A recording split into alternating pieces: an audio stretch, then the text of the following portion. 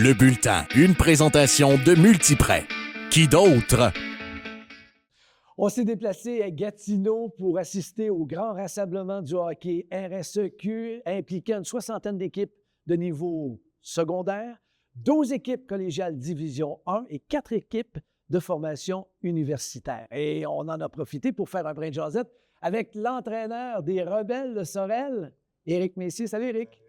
Éric, l'an dernier, vous avez terminé première position avec St. Lawrence. Est-ce qu'on peut dire que cette année, les Rebelles sont en reconstruction? Oui, on n'est pas gêné de dire qu'on a perdu beaucoup de joueurs là, qui étaient dans les premiers marqueurs l'année passée. On avait Côté, Prebzel, Chad Prebzel, on avait Saint-Michel qui avait revenu après les fêtes.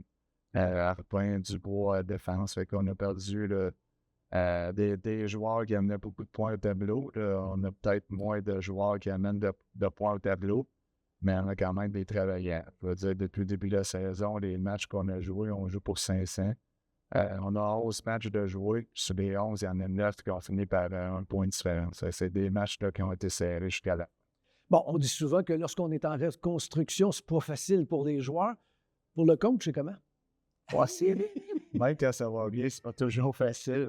Non, on l'a toujours dit, il n'y aura pas de facile. Mais non, on a quand même du plaisir là-dedans. La gang est jeune. Oui, on a quand même beaucoup de deuxième année.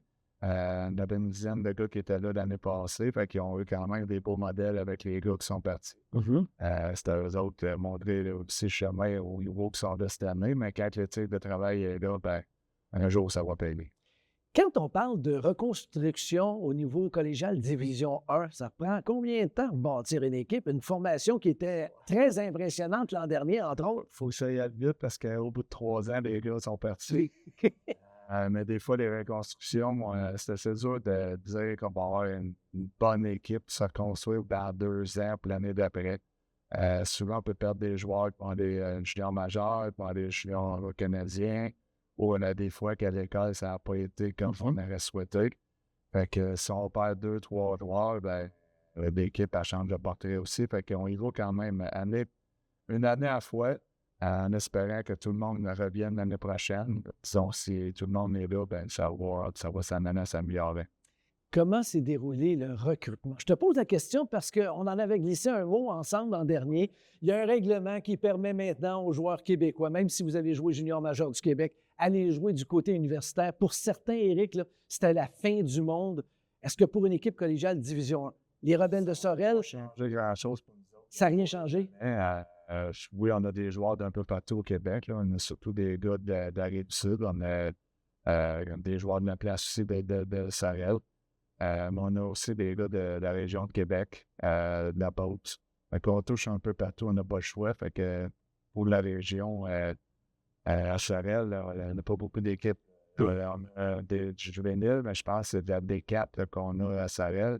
Puis après ça, il faut aller au midget de Louis. Fait que c'est sûr qu'il faut aller voir un peu partout là, dans la région pour trouver des gars qui veulent venir collégial. Bon, parlant de recrutement, pas un, pas deux, un troisième frère, Pretzel, avec votre équipe. Oui, disons, ça fait 7 ans qu'on a des Pretzel chez nous.